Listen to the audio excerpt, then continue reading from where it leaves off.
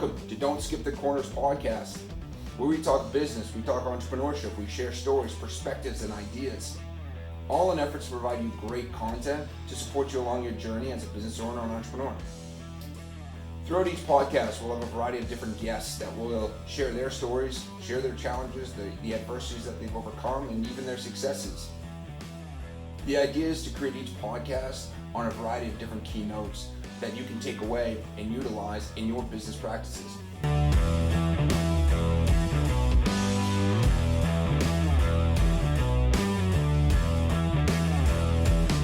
Welcome to episode 1 of Don't Skip the Corners podcast. Excuses, they'll cost you. Let's not kid ourselves. We all make excuses. We make excuses every day. We make excuses in our personal life and in our business life. In fact, we likely give excuses every day, both in our personal lives and in our business lives. But we've never actually thought, how much does that excuse cost us? See, when I started PHC in 2009, I was a senior in college, I had $600 in my pocket, and I had zero business experience. God bless them, family and friends were supportive, but certainly gave me excuses right out of the gate when starting my business, or even with the idea of starting the business. Brian, you're a senior in college. Why are you going to start a cleaning company? Brian, you don't need a 4-year degree to start a cleaning company. Brian, you don't know anything about cleaning. Brian, you don't know anything about starting a business. Brian, do you know how much money it's going to take you to start a business? And the list goes on. Each one of those questions were actually converted into questioning whether I could do this or not, which obviously can translate into just creating an excuse of why I should not do something. My way of thinking has always been kind of the opposite. And I didn't really understand this skill set until later down the pathway of being an entrepreneur and starting a business. But I've never been an excuse maker. I've actually been able to take excuses and create problems. The difference between having an excuse and having a problem is with an excuse, you've already given yourself the answer. If you're able to take that excuse and transition it into a problem, you are then able to find the answer. Whether I found them or not, I created opportunities. I created an opportunity to learn, an opportunity to grow and develop, an opportunity to fail, and more importantly, obviously, an opportunity to succeed. So lesson 1, don't make excuses for yourself, and certainly don't give excuses to others. You need to identify what the challenge is in order to find the solutions or answers. So as we progress through lesson 1 and move on to lesson 2, the idea of changing our mindset from excuse making to identifying problems, lesson 2 is about the grind. Grinding through the process. This is the most difficult lesson, in my opinion, because throughout that grind and throughout that process of things are getting busier, it becomes very overwhelming. And at times, for most of us, because of the overbearance or the feeling of being overwhelmed, we make an excuse of why we can't do something or won't do something. So when I started PHC Cleaners in 2009, we didn't generate any real revenue until 2011. 2011, maybe even closer to 2012, is when we started to generate more of a monthly revenue on a consistent basis.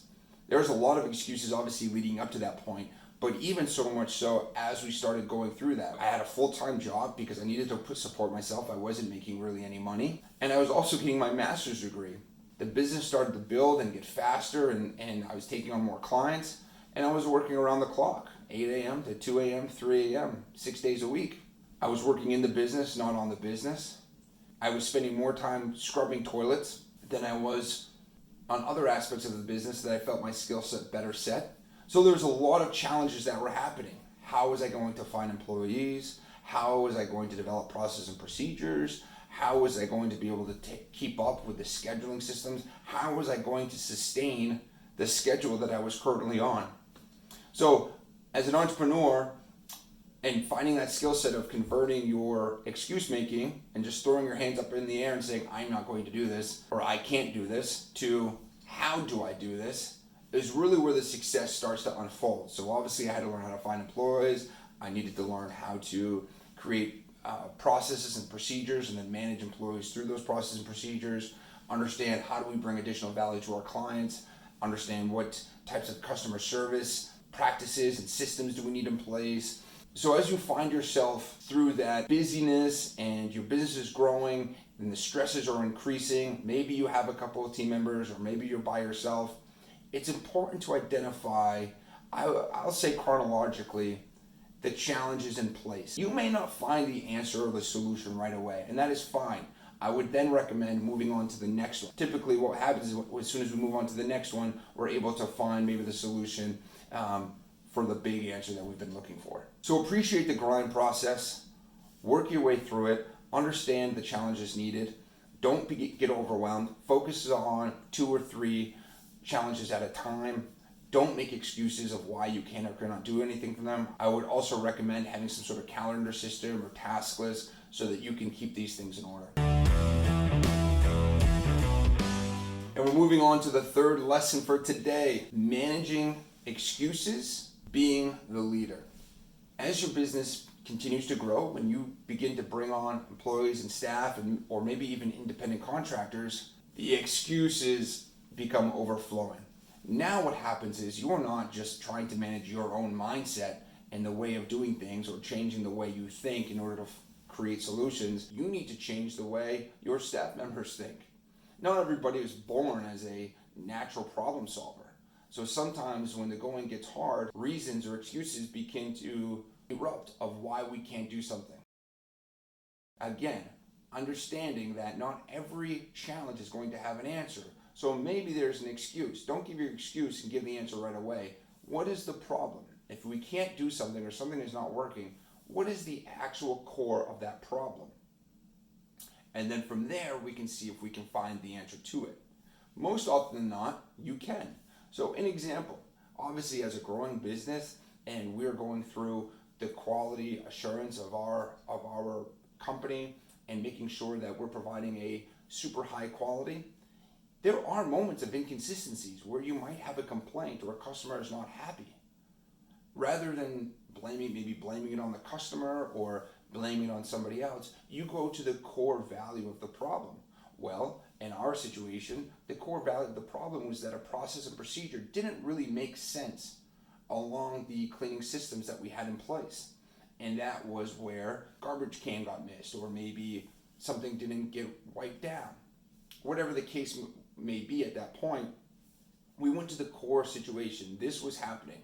Again, rather than saying, oh, it's not our fault, or it's their fault, or it's somebody else's fault, we took ownership and we identified the challenge. We looked back at our cleaning practices and procedures and identified what was not happening.